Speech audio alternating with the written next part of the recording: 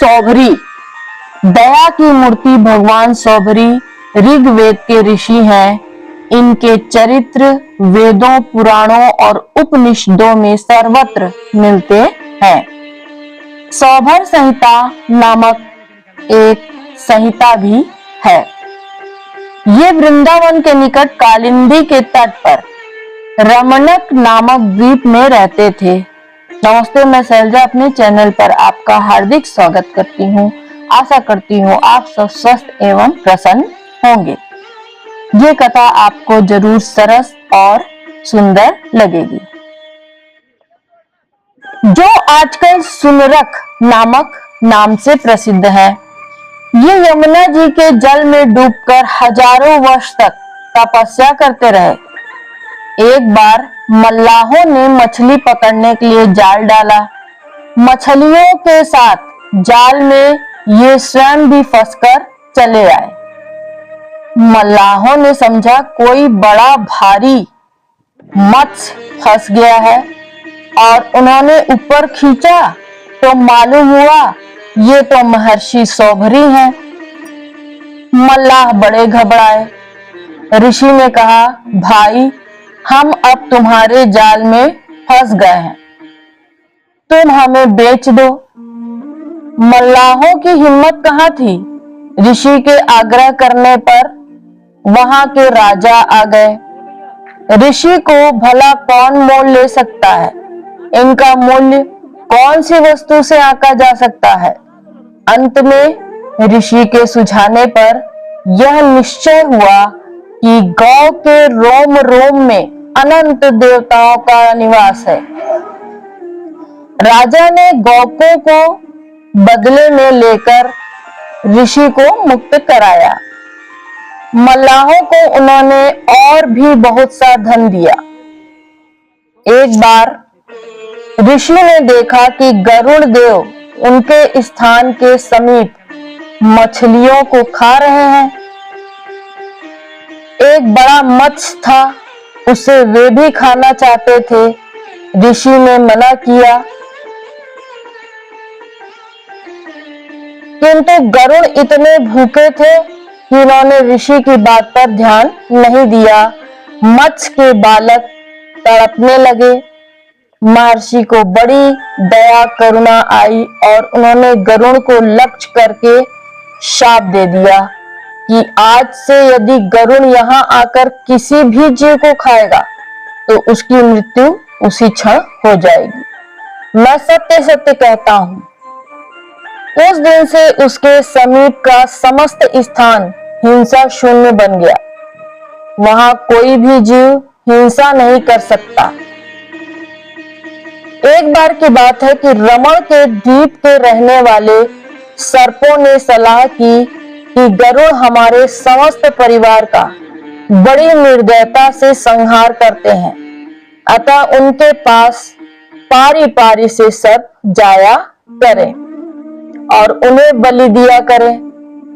ऐसा करने से शीघ्र ही कुल का नाश ना होगा। यह बात समस्त सर्पों ने स्वीकार कर ली। वे बारी बारी गरुड़ के पास जाने लगे। एक दिन कालिया नाग की बारी आ गई। वह गया और गरुड़ की बलि को स्वयं ही खा गया। उस पर गरुड़ बड़े क्रोधित हो गए। वे नाग पर झपटे। कालिया अपनी जान लेकर भागा और भगवान सौभरी की शरण में गया। ऋषि ने उसे आश्रय देते हुए कहा, यहाँ तुम्हें किसी भी बात का भय नहीं, यहाँ गरुड़ तुम्हारा कुछ भी नहीं बिगाड़ सकेगा। उस दिन से कालिया भगवान सौभरी के आश्रम के समीप ही रहने लगा। इसलिए उस स्थान का नाम अहिवास और उसके समीप रहने वाले भगवान सौभरी ऋषि के वंशज अहिवासी कहलाए। ऋषि के विवाह की भी एक बड़ी ही मनोरंजक कहानी है। ऋषि सदा जल के भीतर ही समाधि लगाकर तपस्या करते थे। एक बार जल के भीतर ही भीतर उनकी समाधि भंग हो गई। वहां उन्होंने देखा कि एक मत्स्य अपनी स्त्री के बड़े सुख से विहार कर रहा है। आंखों के जरा से हुसैन ने अपना असर डाला। उसी दिन ऋषि के मन में संकल्प उठा, देखो ये जलता जंतु होकर कैसा सुख भोग रहे हैं, हम तो मनुष्य का शरीर पाकर भी इस सुख से वंचित हैं। यह विचार आते ही ऋषि समाधि प्राणायाम सब भूल गए। जल से बाहर निकले। उन दिनों महाराजा मांधाता अयोध्या में राज्य करते थे। ऋषि सीधे उन्हीं के पास पहुंचे। महाराज ने ऋषि का बड़ा सत्कार किया, विधिवत पूजा की। गौदान करने के अनंतर उनसे पधारने का कारण पूछा। महर्षि ने कहा, राजन, मैं गृहस्थ सुख का उपभोग करना चाहता हूँ। तुम्हारे 50 कन्याएं हैं, उनमें से मुझे एक दे दो। महाराज सुनकर सन्न रह गए। भला हजारों वर्ष के इस बूढ़े ऋषि को अब इस ढलती उम्र में यह क्या सूझी, इन्हें क्या कैसे दूं? किंतु मना करने की हिम्मत ही नहीं हुई। ऋषि की तनिक सी भ्रुकुटी टेढ़ी होते ही राजपाट से हाथ धोना पड़ेगा। यह सब सोच समझकर उन्होंने एक चाल चली। बड़ी नम्रता के साथ हाथ जोड़कर उन्होंने कहा, भगवान, मेरे अंतःपुर में आपके लिए कोई रुकावट तो है ही नहीं, आप भीतर पधारे। मेरी 50 कन्याएं हैं, उनमें से मेरी जो कन्या आपको पसंद करे उसे ही आप प्रसन्नता पूर्वक ले जाएं। महाराज ने सोचा, मेरी युवती कन्याएं इस जैसे अति बूढ़े ऋषि को क्यों पसंद करने लगेंगी? जब वे पसंद ना करेंगी तो वे खुद ही लौट जाएंगे। इस प्रकार सांप भी मर जाएगा और लाठी भी न टूटेगी, मना भी न करना पड़ेगा, ऋषि भी नाराज ना होंगे। महर्षि तो थे सर्वज्ञ, उनसे भला कोई क्या छिपा सकता था। वे महाराज के भाव को ताड़ गए। तपस्या के बल से वे नई सृष्टि रच सकते थे।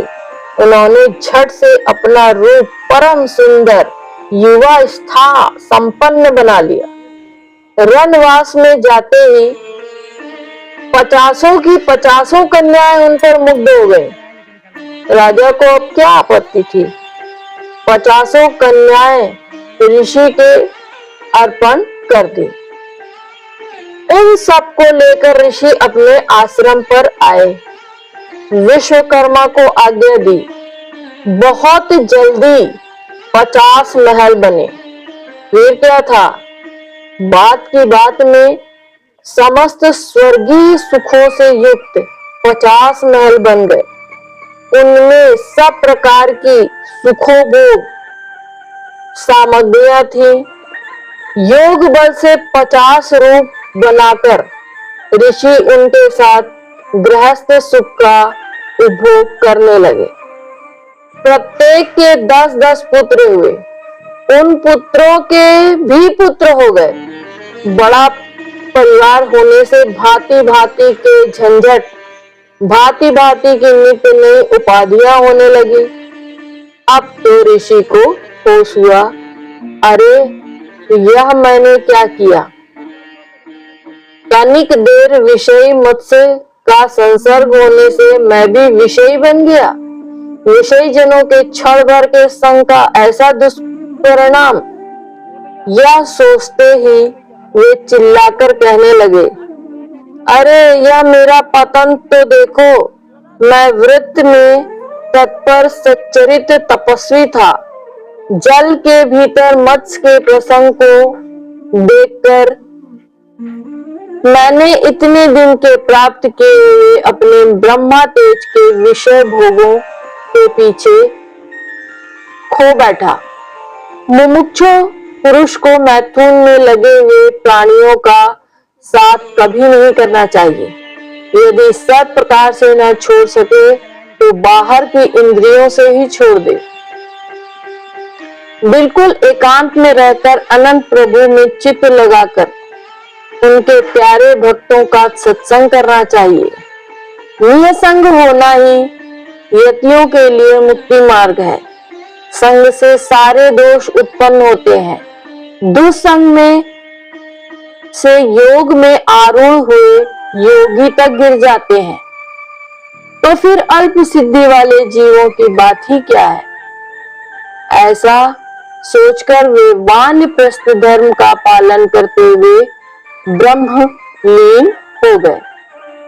सौरभ मुनि के जीवन में भूत दया विशेष रूप से देखी जाती है। वे प्राणियों को दुखी नहीं देख सकते थे। प्राणी मात्र के प्रति दया भाव रखना यही तो सच्ची साधुता है। धन्यवाद।